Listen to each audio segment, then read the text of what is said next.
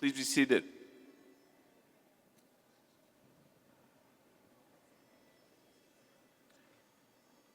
Graduates of the class of 2013, mothers, fathers, spouses, partners, stepmothers, stepfathers, grandmothers, grandfathers, sisters, brothers, aunts, uncles, cousins, sons and daughters, and all of the rest of your family members and friends of the class of 2013, I would like to welcome you to the 15th hooding ceremony of the University of Chicago Law School.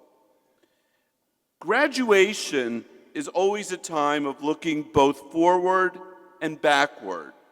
I'm sure that all of our newly minted graduates have been thinking lately of the time that you've all spent here at the law school. You no doubt have been spending some quality time with your friends you have made here over the years before you all go to each corner of the world. The memories that you've made here are special, and I know you will look back on these years at the law school as some of the most interesting and stimulating, and even, I hope, the most fun of your life. Now, the past few years have certainly been, shall we say, an interesting time for our country and the legal profession. You arrived here in the midst of a major decline in our economy, and in the past 3 years, you have seen, and in many cases experienced, the profound changes in our profession that have occurred in part because of that decline in the economy. All of you have seen major events transpire in your time here. You've seen the horrors of terrorism, and you've seen natural disasters at home and abroad, and you've seen the amazing sight of people running toward the danger to help those in need. You've seen uprisings in honor of democracy or striving for democracy all throughout the world. You've seen economic woes threaten the stability of economies throughout Europe. You have seen one member of our community struggle to lead our nation, and dozens of others, members of our community, serving our country at the city, state, and federal levels, and you'll hear one of them shortly. You are taking your degrees out into the world at an extraordinary time, and we here on the faculty are very proud to know that you'll be representing our law school, the University of Chicago, out there in the world. Now, until you begin to move your gaze from looking backward to looking forward, you probably won't internalize fully what it means to have a Chicago law degree. You have been immersed for a while in what we call the Chicago way, a way of thinking, a way of being, of doing, and you may not know it yet how truly, truly special your experience here has been. When I meet our alumni, they tell me one thing over and over and over again, that the University of Chicago Law School is life-changing. From the first day here until the day they graduate, they begin to think differently. They learn how to think differently, to approach not only law, but the world in new and exciting ways. Chicago lawyers are part of a proud tradition, and not all law graduates elsewhere share. The tradition that it is not your background, it's not your history, it's not your political affiliation, your station in life that matters. Instead, it's the quality of your ideas and your ability to express and defend them. In other words, the common phrase is, it's all about ideas at the University of Chicago. From the day you arrived here, you became part of this proud tradition, and I promise you, each and every one of you, that this will last you for the rest of your life. You also have become part of the University of Chicago Law faculty. Really, or family rather, not faculty. Some of you may become a member of the faculty if you look behind me.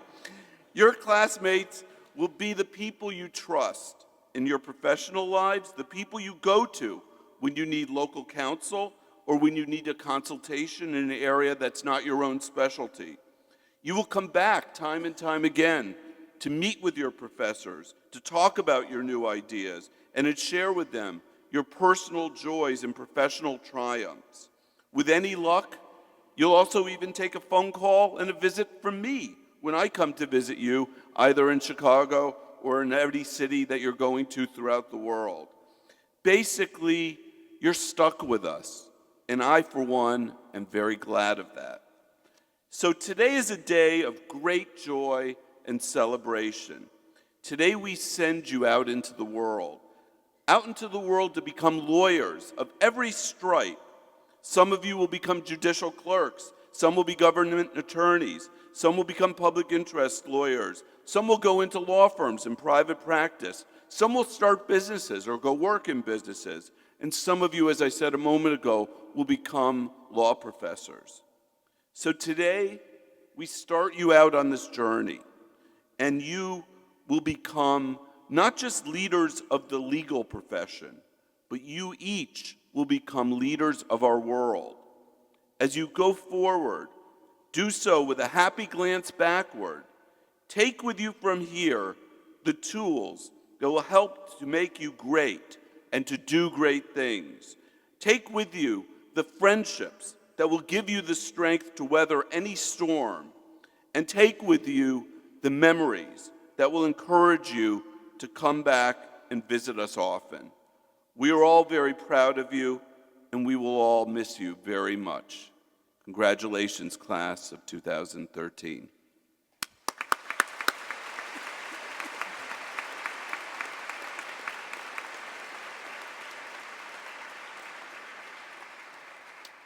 Now, I could not be more delighted than I am today to introduce to you our distinguished alumnus of 2013, Stephen Koch. So Steve Koch currently has one of the most demanding jobs and no doubt one of the most demanding bosses in the history of the world. He works as Mayor Rahm Emanuel's right-hand man. Steve became deputy mayor of the city of Chicago this past year. His main focus in that job is the mayor's economic agenda, the creation of jobs and the bringing of new economic opportunity to the city of Chicago. If you can think of any major initiative going on in Chicago today, Steve is probably working on it. Whether it's pensions, whether it's negotiating with the Cubs, whether it's boosting traffic at McCormick Place, you name it, he tries to make it better. And he does it all for $1 a year, an amount that simultaneously skews our alumni earnings statistics downward, but also skews our alumni pro bono statistics considerably higher. Now, Steve is a perfect fit for a job that focuses on economic development. Before his appointment as deputy mayor, he spent 27 years at Credit Suisse, most recently as co-chair of global mergers and acquisitions.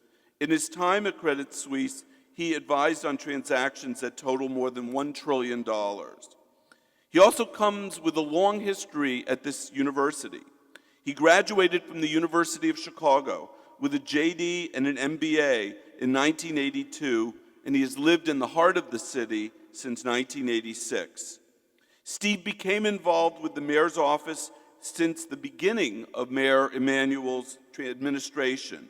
He worked on the transition team on pension and budget issues, and since the mayor took office, he served as a consultant on cutting the budget, negotiating labor contracts, and recruiting business to Chicago. He was recently named one of the 100 most powerful Chicagoans by Chicago Magazine. Now, Steve Koch sets a spectacular example for all of you, our newly minted graduates. During his exceptional business career, he has also shown a deep interest in and service to our community. Before becoming deputy mayor, he served as chair of the board of the Sinai Health System of Chicago and the Greater Chicago Food Depository. He was co-chair of the Green Ribbon Committee on Sustainability and Climate Change in Chicago and is a life trustee of the Francis Parker School. Most impressive to me, and in defiance of the University of Chicago stereotype, he and his son Jacob spent 2 months bicycling 3,100 miles cross-country to raise money for the Sinai Health System. I was relieved to hear that Steve kept a business suit in the trunk of his van, the support van, just in case duty called. Now, in addition to being a successful businessman and civic leader, Steve Koch has also been an active and engaged alumnus of our law school. He has served on the law school's visiting committee and its business advisory council. Indeed, the business leadership program that we began to enroll this year is influenced greatly by his ideas. And so I'm really extraordinarily proud and honored today to introduce my friend, our alumnus, our deputy mayor, and our recipient of the Distinguished Alumnus Award of 2013, to Steve Koch.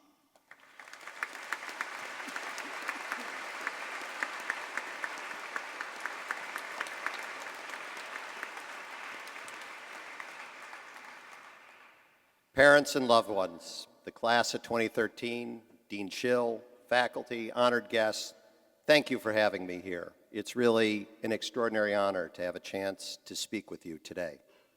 Actually, when Dean Schill asked me to speak today, I thought it was because he needed me to settle your parking tickets down at City Hall so you could all take the bar exam. That's actually the way it used to work. Dozens from my graduating class, and I'll admit now, including me, might not be members of the Illinois Bar today were not for the deal the dean at that time cut with some guy named Ralph down at City Hall. I broke with the standard protocol a bit and started my greetings with the parents here today in the class of 2013, because really this day is truly about you. For the parents, this is really an extraordinary day of joy and satisfaction. You and loved ones and friends that have a glimmer of what law school's about through the prism of late-night calls, reports of intellectual breakthroughs, tales about the Socratic method, perhaps some stress or minor distraction noticed on a visit. For the graduates, it's probably too soon to do a lawyerly assessment of the last 3 years. I wouldn't have been able, at the point where many of you are, either recovering from the experience of the last 3 years or perhaps recovering from the last several nights, to do a dispassionate assessment of what you might have been through and where it might lead you. So today, I'd like to talk a little bit about what you've accomplished, a bit about what you might have learned, and then perhaps most importantly, what I would hope you do with that knowledge. My 3 years at this law school were for me, and I really hope for you, the most intense and transformative of my life. But I know that I appreciate what I learned here today in a far different way than when I was sitting where you are now. Now, I'm sure most of the graduates today really weren't like me. In fact, I hope you weren't. Most of you sailed through law school. Most of you sailed through whatever you did prior to coming here, found law to be a natural talent, and immediately grasped how to succeed in law school. That was not me. As I stand here today, I can still feel a distinct echo of the abject terror I felt first quarter, particularly in elements of the law. I had the good fortune, but also the challenge, of taking elements from Edward Levy, former Attorney General of the United States, former president of this university, former dean of this law school, and most importantly, one of the creators of the course. It really wasn't just that Professor Levy sort of came off a little bit as an austere man. He was actually the scariest man I'd ever known and have ever met since. I'm sure most of the graduates have had their own Ed Levy, a brilliant, looming professor who calls on you early in the first quarter of law school, and 3 questions later, you're at the end of a dark, intellectual alley with no escape but feeble, humiliating surrender. The good news is that within a short 5 or 10 years, those nightmares pretty much have gone away. But with his dry, dusty wit, extraordinary intellect, probing questions, Professor Levy and all the other faculty who put up with us, some of them who are still here today, We're beginning the process of teaching us how to think, analyze, and talk like lawyers. As I and most of those around me settled down, I began to appreciate what was happening to our class. While we were drinking from a fire hose of new ideas and concepts, we were also, almost unwittingly, learning a completely new way of organizing, thinking about how to regulate the human experience. We were learning how to separate passion from fact, to distill emotion from decision-making or analysis. Developing that skill is one of the incalculable benefits of legal training. As you leave law school, some of you might have the challenge of tempering that skill a bit, of ensuring that the passion you have about the law translates into practicing or applying law that matters to people. Success on both a personal and a professional level will require your connecting your passion about the law to the needs and the lives of the people you're serving. It's true that your legal training gives you the distance you need to think logically and consider every fact and angle. But remember, the human experiences are the foundation of every issue. Thinking logically and dispassionately about the challenges in front of you does not mean being oblivious to the underlying emotions of those around you. There is unfortunately no course on emotional intelligence in law school, but developing it and applying it is at the core of being successful. And what is true for law, I believe to be true for most any profession. Whatever path your career takes, I think success requires a thoughtful blending of what you've learned here with a deep appreciation of the human emotion that underlies the matters at hand. Logic, analysis, and advocacy are all critical skills that you've learned and can now apply to whatever you'll face. I can tell you that all those skills are dramatically more effective when you let your native emotional intelligence guide their application. I was very lucky enough to be able to be taught this connection early. I had the chance to clerk after law school for a wonderful man who was not only a brilliant legal scholar, but a keen student of human life. He drove my co-clerks and I to think about the law in a slightly different way, perhaps, than we had learned here. He was certainly expected as clerks to provide him with a thorough analysis of the law involved in each case. But the moments I remember most from that year, the ones that influenced me the most, were those spent sitting in his chamber, listening to a wise, experienced human being try to figure out what were the human elements underlying each case before him. Understanding, using, channeling passions to chart your path as a person and professional are just as important. I almost completely changed the theme of this talk after reading that talking about passion is apparently the favorite topic of graduation speakers these days. But I really think there are few graduates who have a greater need for those words than you, the graduates of the University of Chicago Law School. Let me explain why. There are few communities that value the life of the mind and the powers of reason and logic more than the University of Chicago, and I think we'd probably all agree that at the law school, dispassion is held in even higher regard. I have no doubt you'll continue to live and explore the life of the mind, but remembering the emotions of life, particularly in running your own life, is just as important. I believe that it's extremely difficult, if not impossible, to succeed and to make a real difference with what you do if you pursue a career that does not engage you in a complete, passionate, and personal way. Now, I'm not suggesting that you immediately call the hiring partners at the firms you're joining and quit from your first law job. What I am advocating is that when inflection points in your career come along, take into account both the careful analysis you've learned here as well as that feeling in your gut. You can have a law degree and still occasionally let your gut guide you. Some of you may be thinking, I don't have a clue what my true passion is yet. I understand this problem because I lived it.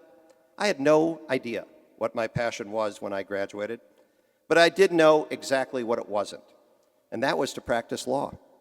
I was intellectually awakened by law school and equally by clerking, but I knew that practicing law did not truly make me tick. You'll recognize that in many ways, this was an unfortunate realization. Here I was in law school with a law degree. Many of those around me were in fact passionate about the law and passionate about practicing law. I'm happy to report that more than 30 years later, at my law school reunion, many of my classmates were still passionate about the law and passionate about practicing law. I just knew that I personally wasn't. Pretty much as a convenient alternative, I stumbled into a then relatively unknown backwater called investment banking. It wasn't until I was a few years into a job in banking, a job, by the way, I was sure that it was a temporary stop until I figured out what I really wanted to do, that I realized this was not just marking time, but I actually had a job that absorbed me completely. I loved the combination of ideas, advocacy, and analysis that went into the transactions I was part of. I particularly loved the chance to use my skills helping people find a path through complex business issues that mattered deeply to them. I had found, albeit accidentally, a passion. I understand that I was extremely lucky. I entered the realm of investment banking and mergers and acquisitions at the dawn of its modern era. It was certainly exciting that my chosen path happened to draw a lot of public interest, but it was far more important to me that what I did day to day completely captivated me. Expecting your passion to find you is actually not a perfect recipe for success. My story is one of both being open to stumbling into your passion and being open to letting it discover you. My second career, that Dean Schill referred to, is all about passion finding me. About a year ago, I left the world of corporate M&A to become deputy mayor of Chicago. For those of you not from Chicago, whatever you may have heard about Chicago politics is really not true. It's a dramatic understatement. For my entire life, I've always been in love with Chicago. The people are hardworking, warm, real. The city is beautiful and gritty. And politics is the sport in town that is the most entertaining and people care the most about, other than when a Chicago sports team is in the playoffs. Go Blackhawks. That being said, my love for Chicago was complicated and a bit abstract in the context of a professional life that had me commuting to New York and traveling around the globe for 30 years. I'd always found a lot of time for nonprofit work, but I really had nothing to do with the complex world of city politics and no idea at all that it would interest me. When the opportunity arrived to work at City Hall in the form of a brilliant but sort of insanely hyperactive new mayor who actually called incessantly until I said yes to doing this job, it made all the sense in the world. This job, for me, is the perfect combination of passion and skills, a chance to live my lifelong love for the city while using the skills I had originally learned in law school and honed over the course of my career. The questions we address every day matter on a very personal level. Does this city work? Can you live a decent, safe life? Can your kids get a decent education? Are there people moving here, creating jobs, making the city a better place every day? The problems the city faces, in fact, I'd say the problems faced by our country, are way too easy to bury in emotion. I would suggest that politics in Chicago, for many, many years, have tended to be only about emotion, playing to and off of people's passions, instead of being about substance. In this place, you, the beneficiaries of this extraordinary training you've had, know better than anyone how critically important it is to attack complex problems by listening to facts, applying thoughtful analysis, and utilizing reasoned discourse and advocacy to meld emotion and the right outcome. That is part of why the skills you've developed here at the law school are vital not just to this city, but to our democracy. So wherever you start your job, wherever you live your life, please make engagement with your community part of that life. As you engage, new opportunities to discover your passions, put your skills to work, emerge. It both allows you to be an example of how to merge passion and reason, and it will be a vehicle for you to build and live your own passions. It may be called public service, but there are few things that I have found more personally fulfilling. Analytical understanding, persuasion, advocacy, those are the essential skills that you and I learned at this law school. But if I didn't let my passions lead me, or occasionally let my gut guide me, I would not have been able to put them to their best possible use. You graduate into a far different world than I did 30 years ago. The world economy is finally starting to recover. The business of law is challenged like it's never been before. The need for legal rigor in all aspects of life have never been greater. One thing hasn't changed: the challenge of bringing emotional intelligence as well as the rigor of your reasoning and intellect to both everything you do professionally and to the challenge of charting the path of your own career. Enjoy today, what I hope is a brief break for most of you before you start in on perhaps the bar exam preparation. It'll pass quickly. I predict you'll all ace the bar exam and successfully embark on your paths. I just ask that you do things you're passionate about. Use the hard-won skills you leave here with to advance those passions. Stay connected in a meaningful, dare I say passionate, one more time, way with this, your professional birthplace. And you will make us all proud to call you fellow alums of the University of Chicago Law School. Congratulations and the very best of luck.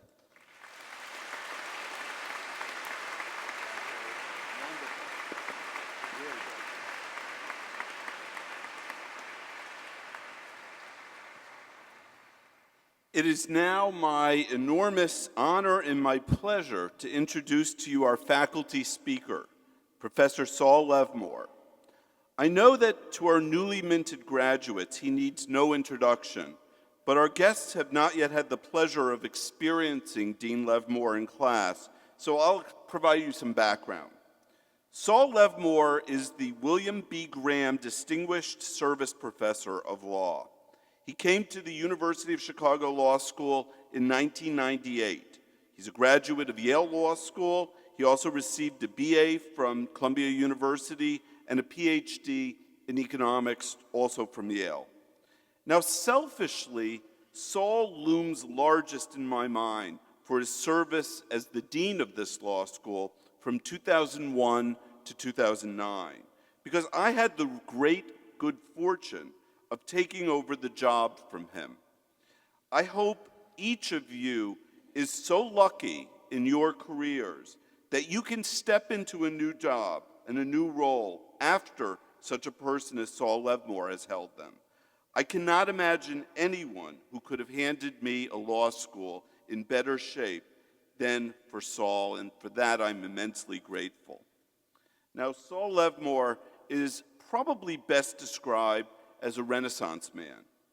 His expertise in law and economics has led him to have enormous insights into a wide variety of subjects, including torts, corporations, financial and risk regulation, nonprofit organizations, comparative law, public choice, I'm getting tired naming them all, corporate tax, commercial law, insurance, contracts, and copyright. And I'm sure I've left out a few. He has even written a book on game and puzzle strategy. Now, Saul is also known and honored across the nation for his service to the Legal Academy. He is a fellow of the American Academy of Arts and Sciences, a past president of the American Law Deans Association, a former trustee of the Law School Admissions Council. You know that organization that created that awful exam you took before you came here? That was Saul was head of it. And a former trustee of the Skadden Foundation. So Saul is an incredible scholar, an exceptional administrator of our school, and an active member of the national legal community. But if our guests today want to know what makes Saul Levmore special, they need only ask our graduates, because it is his extraordinary commitment to students and to the art of teaching that makes him a true Chicago legend. Saul Levmore, Dean Levmore, loves to teach first-year students and has continued to do so even while serving as dean. He is an innovator in our classrooms, having brought in such technology as iClickers and experimented over and over again new ways of educating our students and reaching them. His sense of humor is unsurpassed on our faculty and maybe in the entire legal community. His off-kilter hypotheticals are repeated by alumni long after they have left his class. Saul is an absolute master of his craft. Every joke, every aside, technical advancement, and hypothetical is part of a carefully thought out plan to stretch and train legal minds to the maximum extent possible.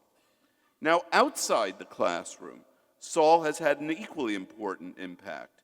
He is always a coffee mess, an event he created, so you should thank him for all the donuts and all the weight that you've gained. He's always there talking with students, checking in on your progress, seeing how you feel about whatever is the most pressing issue of the day. He engages everyone in the halls, attends every dinner, and is generally the perfect model of an engaged and engaging faculty member. And one of the most amazing things is, I have never gotten the feeling that Saul does this because he thinks he's obligated to do it as a faculty member and a former dean. To the contrary, he spends time with students, with you all, because he thoroughly enjoys it and considers it time well spent. I suspect that if you asked Professor Levmore which of the accolades are most meaningful to him, it would be the 3 times he won the award given by the graduating class for someone, quote, who made a unique and substantial contribution to improving the quality of student life and who enriched the spirit of community within the law school, end quote. And also, the award given him this year by you, our graduating class, for excellence in teaching. Saul Levmore is one of a kind, inside the classroom and out. He's one of the jewels of our law school, and I'm absolutely thrilled that he could speak with you today. Saul?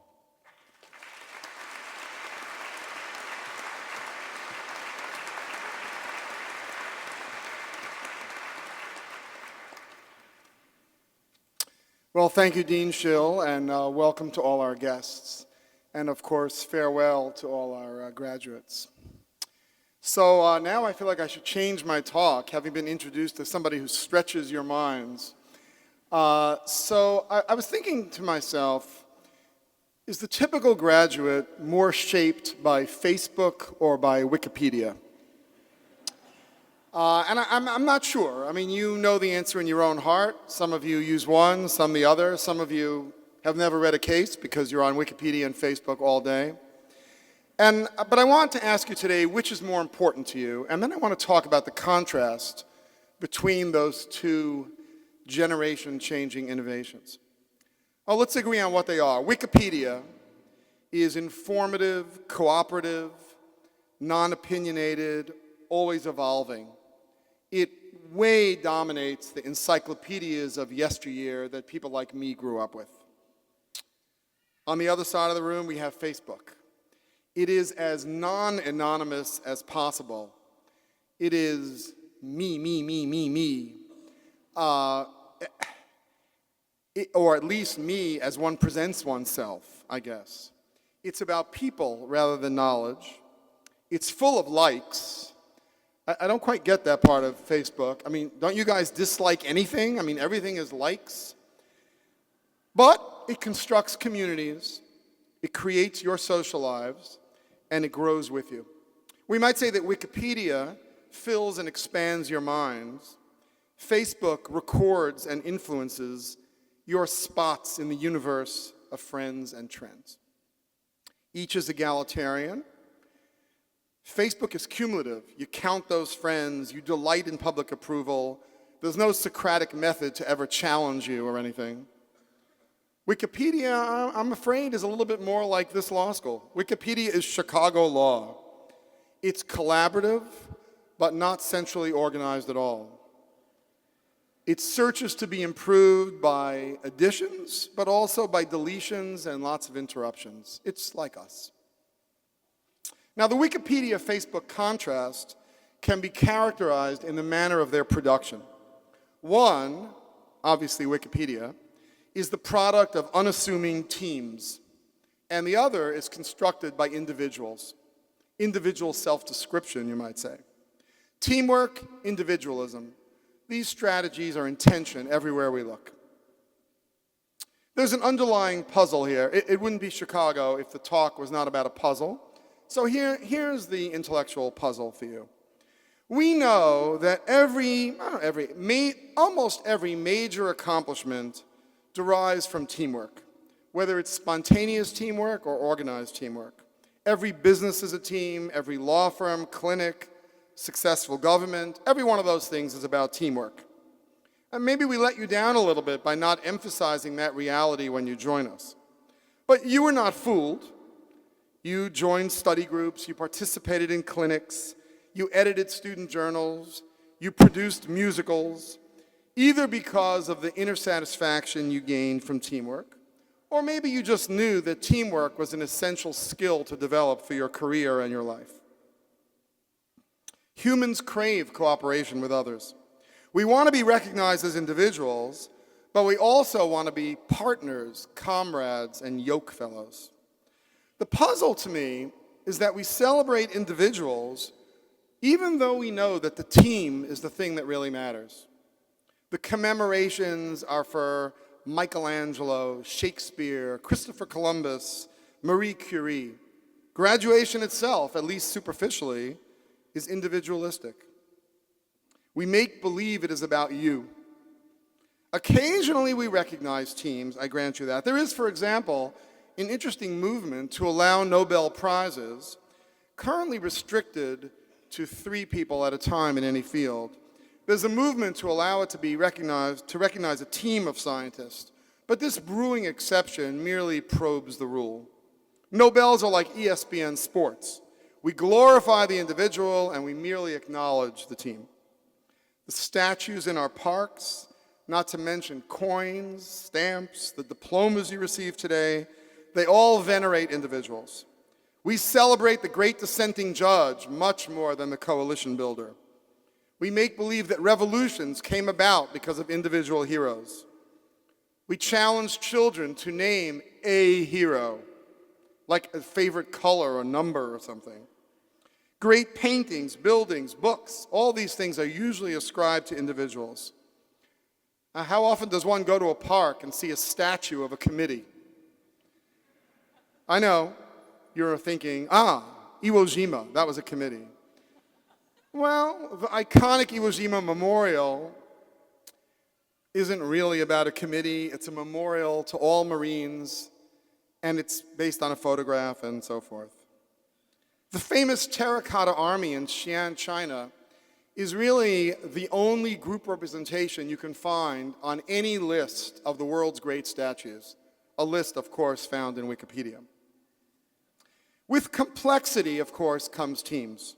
Films, modern wars, space programs, these things are much too big to be credited to an individual. But even there, only in the first of these, I think, have we figured out how to extol the team. For the most part, it's the significant individual that gets the commemoration. It's the emperor, the inventor, the general, the social reformer, the judge. That's who we idolize. Well, okay, I should just add as a footnote, here we don't idolize any of them, we just criticize them from morning to night. That's just us. I mean, we don't have favorite colors, we don't do favorite numbers, I mean, we don't do any of those things. But I'm talking about the world out there that builds the statues. I mean, does anybody worship a team of gods or celebrate an entire court? No. Few of us would be celebrating today if not for teams, if not for our ancestors or even our immediate families. These people made the right choices as between the individual and the team. In your past, in all our pasts, are people who struggled across borders and endured wars so that you would have a life to lead on your own terms. Sometimes they survived by separating from the team. I wish I could advise you when to do one and when to the other. I wish there were a formula that could tell you when to go it alone and when to trust the wisdom of the group. But I don't think there is such a formula. How do you know when to hide in a cellar or walk 1,000 miles across mountains and start anew? When do you trust others for survival? When do you join a crowd and rush guards or nullify a legal system? The answer must be random, or maybe the stuff of intuition, or even legal reasoning or evolution. Self-awareness probably helps.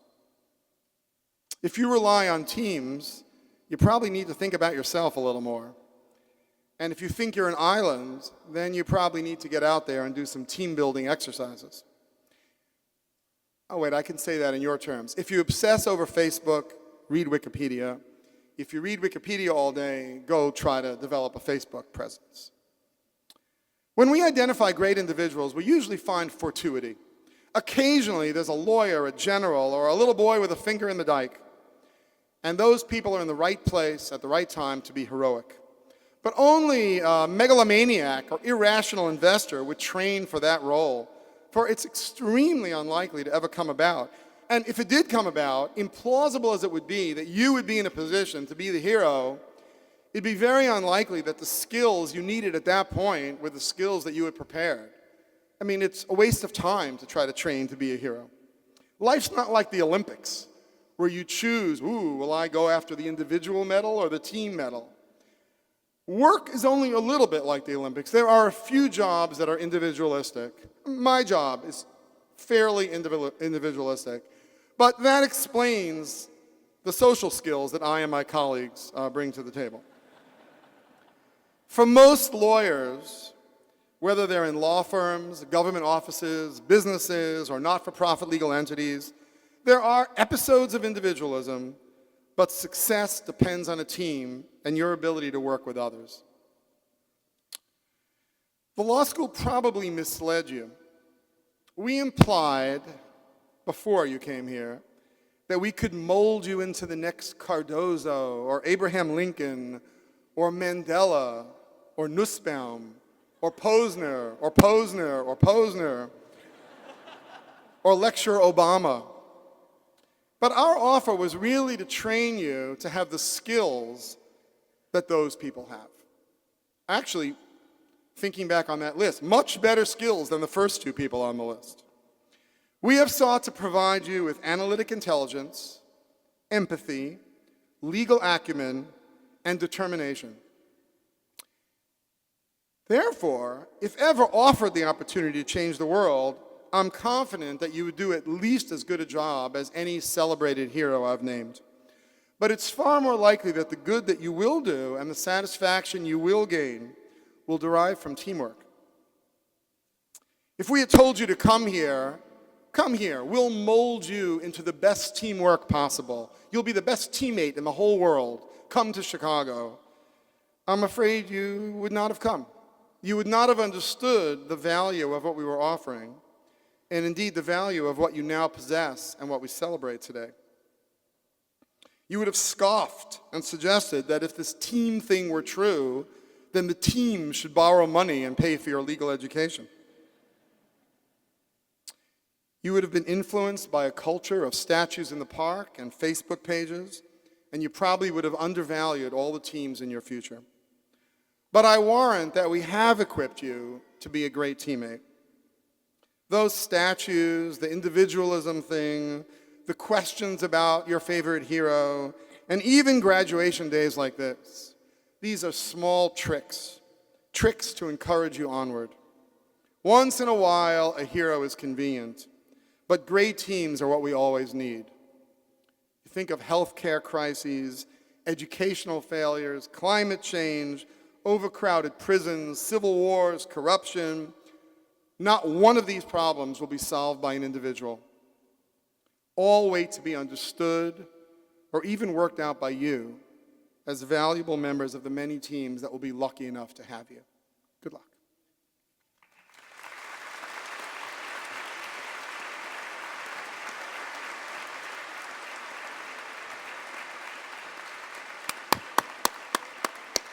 Thank you, Saul, for that great talk.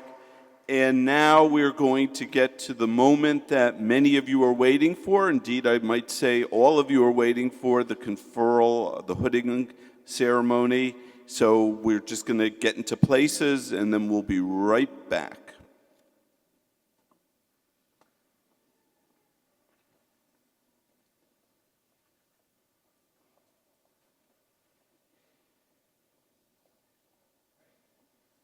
So what is Wikipedia and Facebook?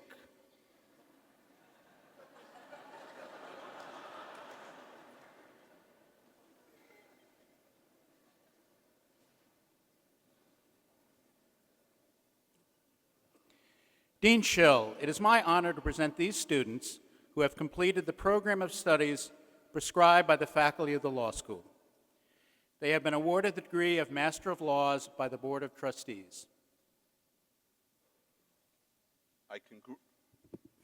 I congratulate these graduates on the successful completion of a program of advanced study in the law school, culminating in the degree of Master of Laws. Will the graduates please come forward to receive your academic hood and then your diploma as I call your name? Elise Janet Adams. Esji Babu.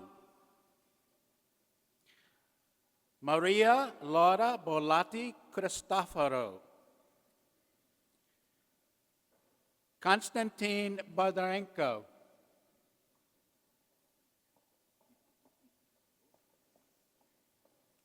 Elisa Christine Cantrell.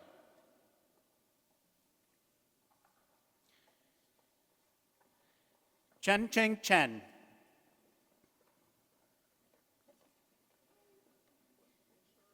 Pauline Marie Kugulik. Sophie Cecile Marguerite Andre Ghislaine Delwade. E. Ding. Dichun Duan. Melissa Erdadu. Guillermo Edinson Flores Boda. Michael John Frese. Shevanji Gangwar. Marcos David Garcia Dominguez. Antonio Garcia R. Medeiros Neto, Jr.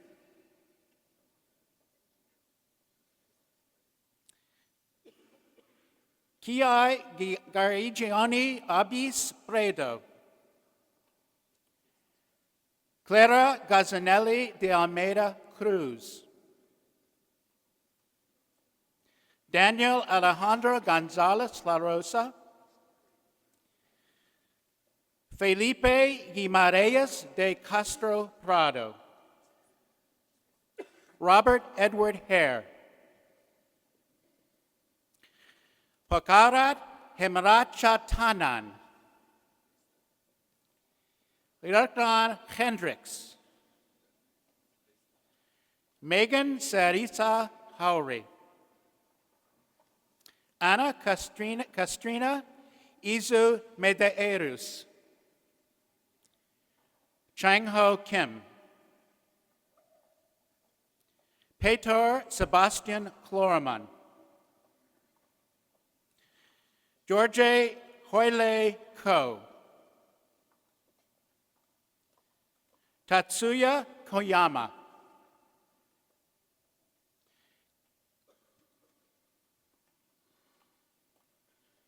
Carl Mikhail Kubra. Fanis Kristalis.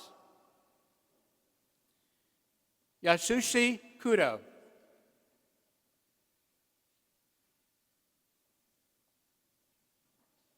Young Yun Ni. Ming Lai.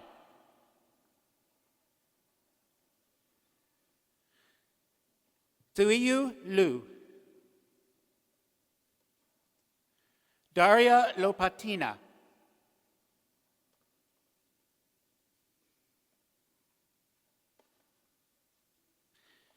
Ling Luya. Robert James Maloney Derham. Federico Martins Alva.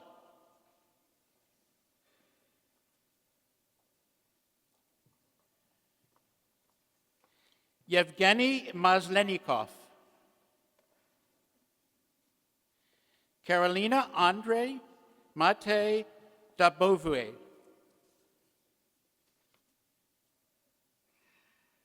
Leila Moshed Monsenyi.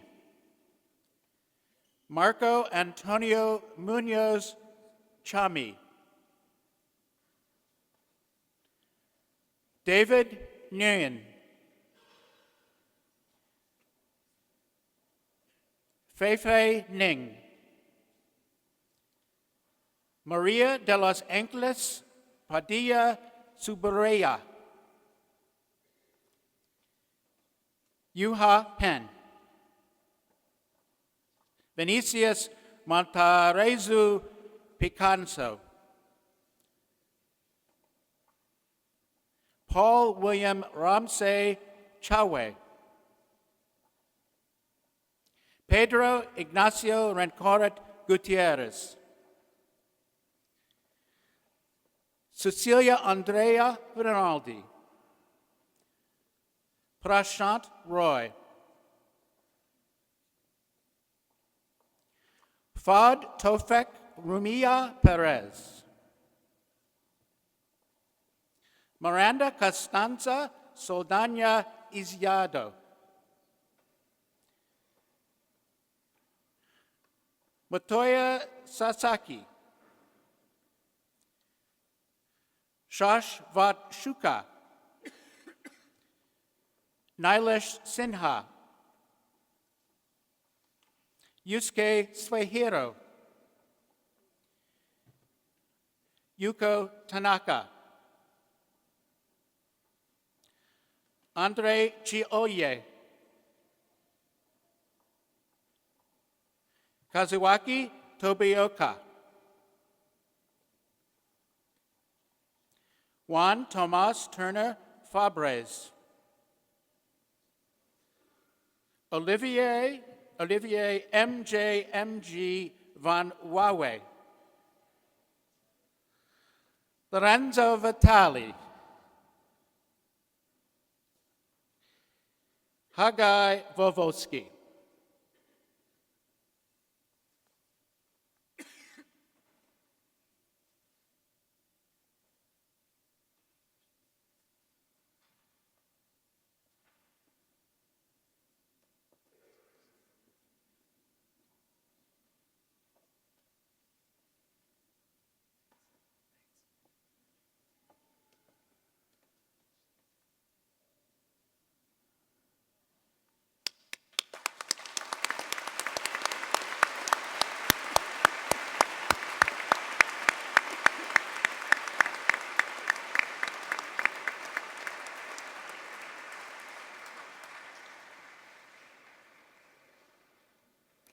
Dean Schill, it is my honor to present these students who have fulfilled all of the requirements prescribed by the faculty of the law school to qualify them for the profession of law. They have been awarded the degree of Doctor of Law by the Board of Trustees. I congratulate these graduates on the successful completion of a program of study in the law school, culminating in the degree of Doctor of Law. Will the graduates please come forward as I call your name to receive your academic hood and then your diploma? Joshua Ferris Ackerman. Renee Allers. Bernardo Oscar Ayinza. Motunrayo Dideolu Akanmurele.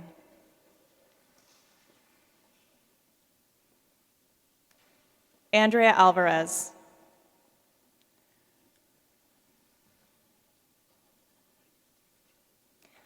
Jalpit Rajnikant Amin. Ariane Aime Pantanradi. Jessica Jean Errett.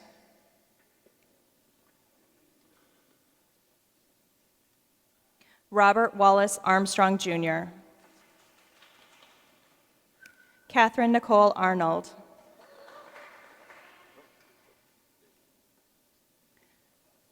Tamor Khalid Aziz. Omabola Abike Babarinsa. Yu Rem Bach. Catherine Agnes Barrett. Rachel Cedrone Bell. Joshua Lewis Benish. Alexander William Bergerson. Patrick Joseph Basinius.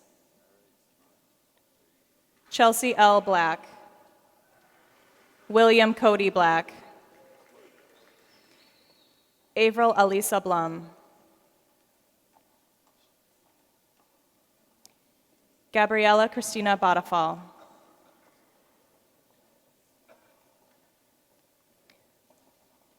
Matea Boja. Alexia Renee Brancato.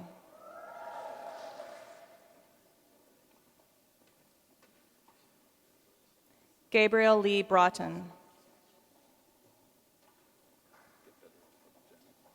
Caitlin Dorothy Brown.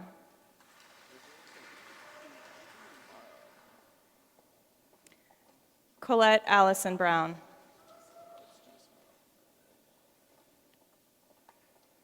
Fowler Brown, Jr.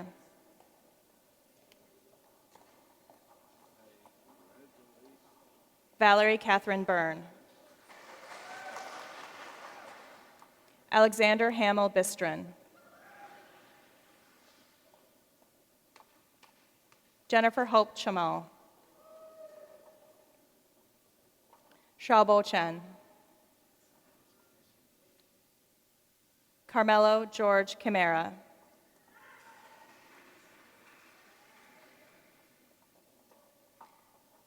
Edward Choi.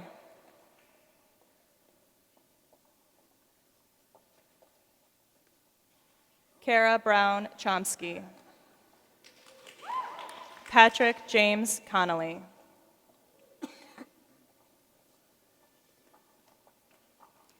Neil Harris Conrad. Kay Lynn Dawson.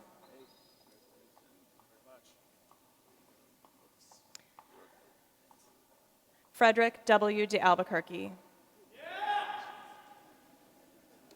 Samuel Detta. Stephanie Alexandra de Padua.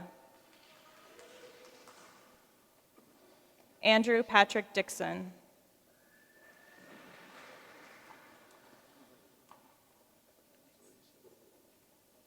Meredith Elizabeth Dodd. Caitlin Marie Donnelly. Jeffrey Ray Dunafin. Samuel Earl Ekman. Laura Jean Eichten. Michelle M. Ellis.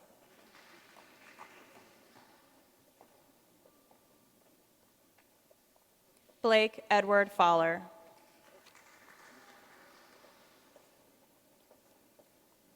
Joshua Andrew Feiger.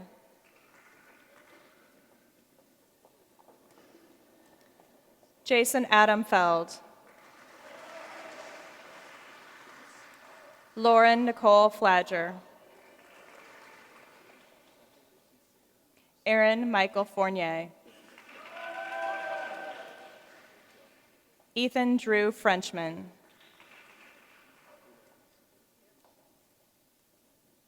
Catherine Ann Funkhauser. Catherine is being hooded by her father, Wilson P. Funkhauser, a member of the law school class of 1973.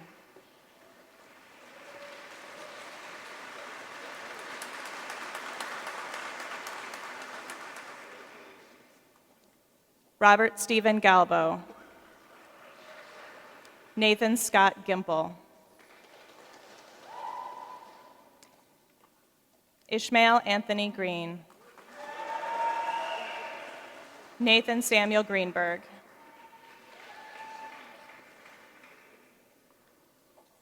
Robert Allen Greer. Peter Albert Gutschy. Stephen Brendan Hagenboo.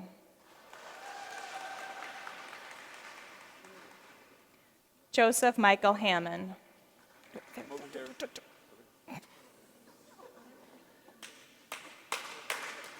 Robert Gardner Hammond. Richard Hanania. Caleb J. Hanlon.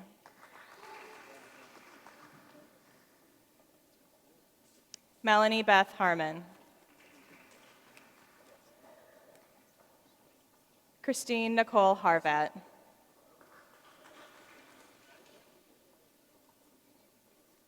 Maria Ann Hassett. Christopher Steph Heasley.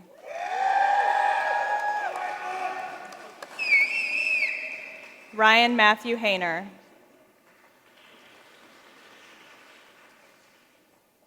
Graham George Holton Hennessy. Patrick Ryan Herndon.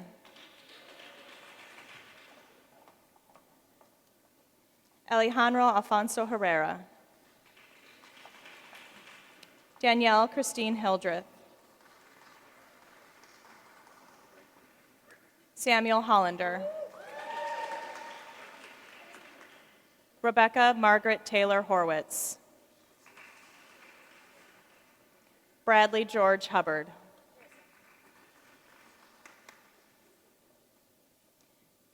Kara Danielle Hooley.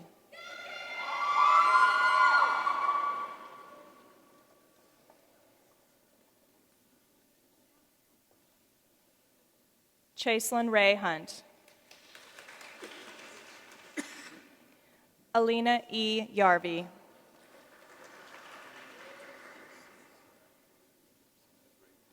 Todd Takashi Itami.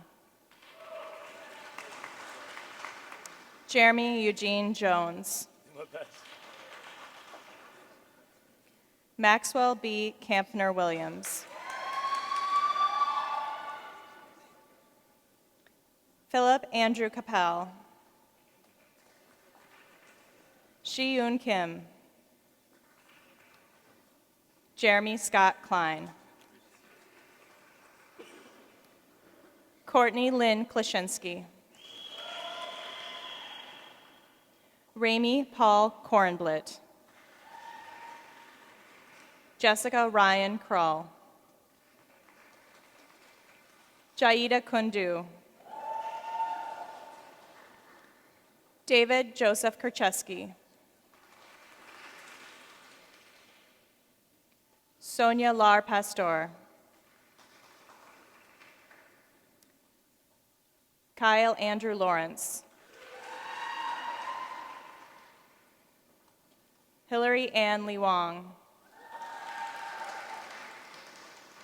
Samuel Bruce Lineweber. Dustin Arthur Little.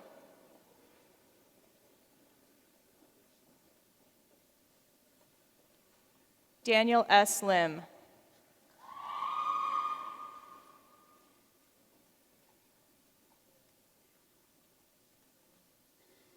Carrie Ann Limbeek.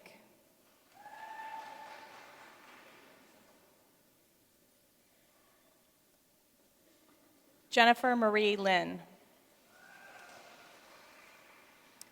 Meg Kalikman Lippincott. Alexandra Marjorie Lucas.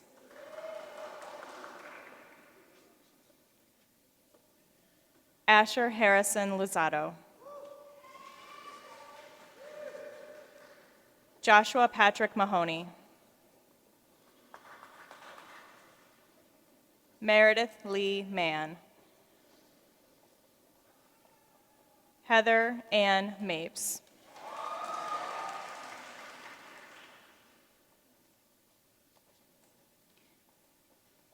Catherine Mary Matlube.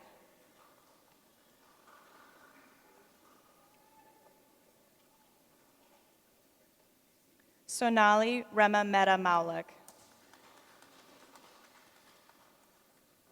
Casey James McGushin.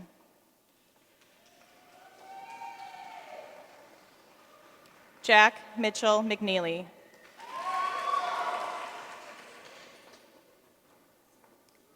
Taylor A.R. Meehan.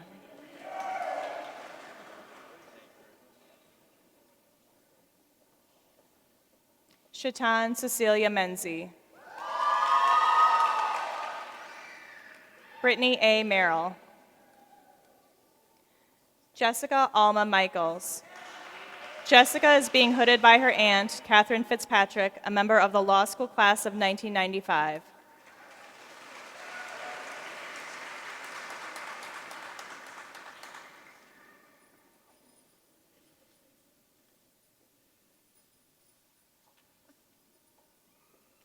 Bernard C. Miller, Jr. Lauren Marie Modelski.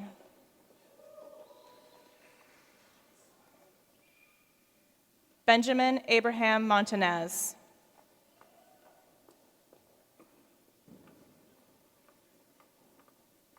Christopher Stephen Mortorf.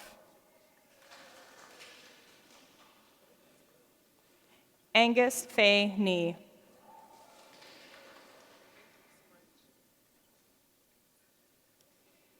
Brett Robert Nolan.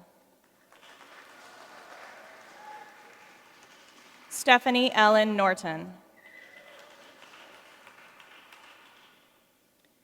Sarah Elise Noodleman. Maria de las Victorias Artuondo. Kimball Dean Parker.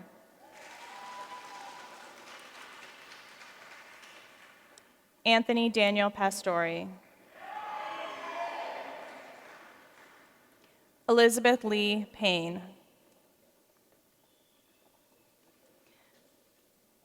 Maria Teresa Pellegrini. Tiffany Swungfung Fan. David Yoon-sung P. Timothy Conrad Pickert. Jennifer Wilsinski Plagman. Miranda Punai.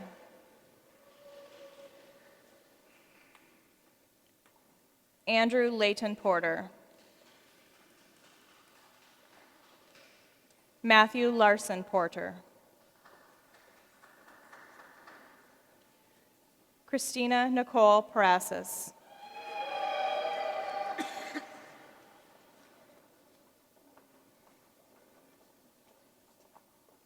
Kimberly Michelle Roten.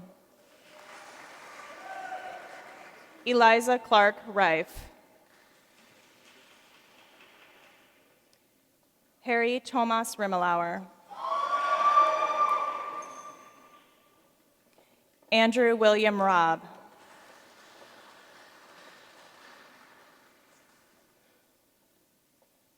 Ian David Rogers. Evan Michael Rose. Garrett Robert Rose.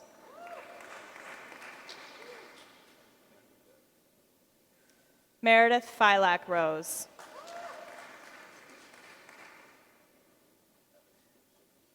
Marilyn Bosky Rosen.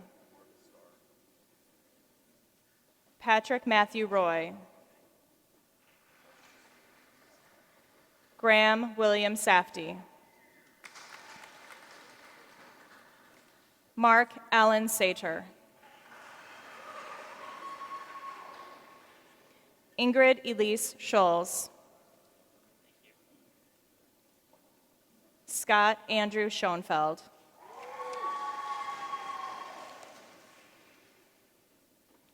Laura Ann Sexton.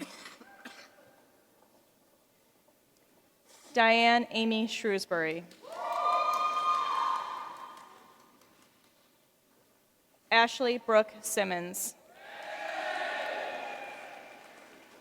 Adam James City. Peter Carmen Soldado.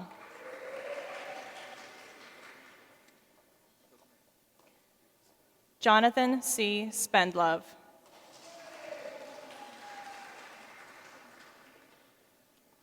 Sarah Margaret Stout.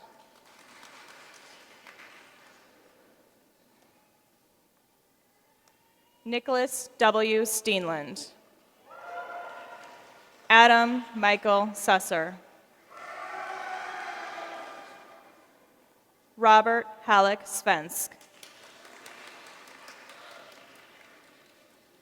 Charles Andrew Talpas. Nathan Arlen Tanner. Jeffrey Allen Tate.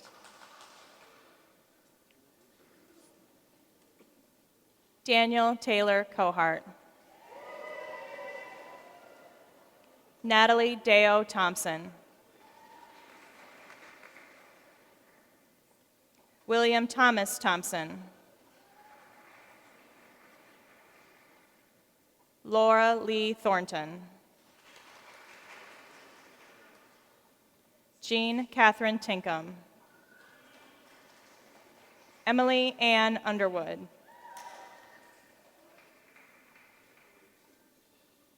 Emily Catherine Van Wyck.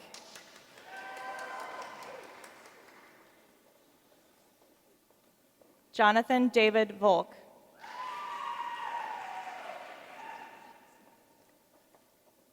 Tessa Suzanne Walker. Adam Shear Walwork.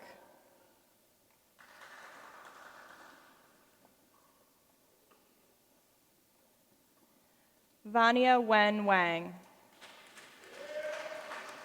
Aaron Russell Wagren. Kevin John Wessel. Erin Elizabeth Marie Whalen.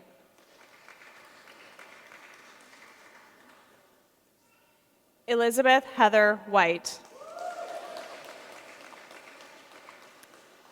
Morgan White Smith. Jonathan L. Wiggins, Jr.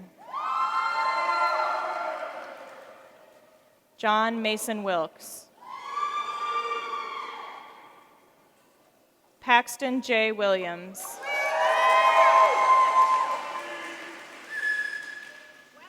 Jamie T. Willis. Christine Michelle Wooden. David Thomas Woolston. Mishan Renai Rowe. Ichin Wu.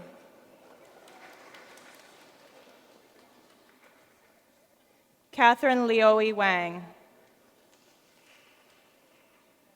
Noah Butler Yavitz.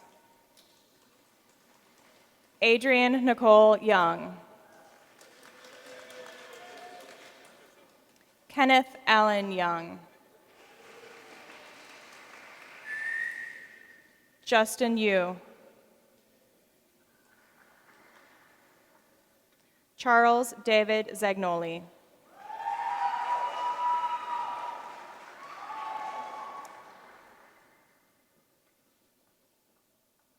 Michael Z. Zhu. Congratulations to the JD class of 2013.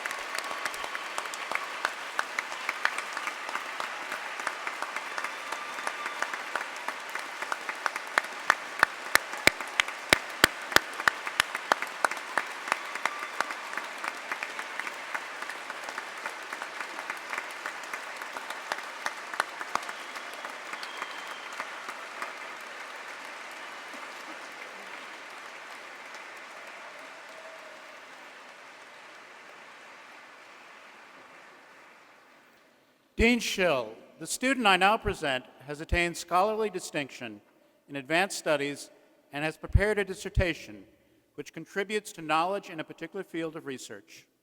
On behalf of the faculty of the law school, I have the honor to present the recipient of the degree of Doctor of Jurisprudence as conferred by the Board of Trustees.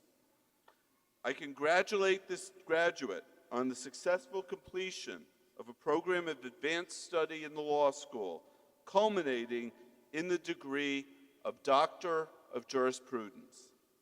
Will the graduate please come forward to receive your academic hood and then your diploma as I call your name. Rodrigo Jose Delavo Sweat.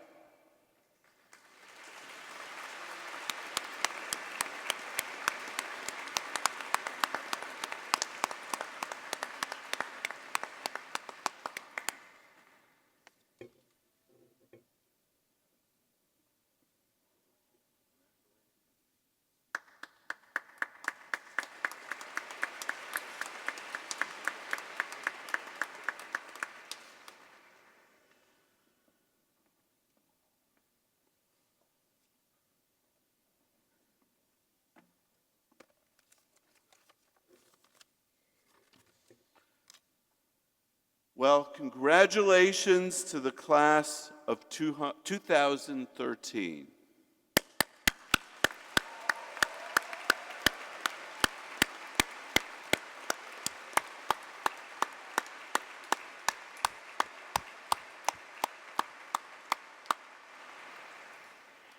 This concludes our 15th diploma and hooding ceremony, and I now invite all of you back to the law school for a reception in honor of our graduates.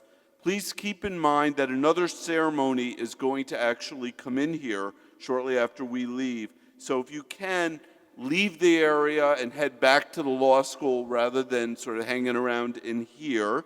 But please keep your seats, everyone, so we can have the recessional of the faculty and the graduates outside. So thank all of you for coming, and once again, congratulations, be well, and keep in touch with us.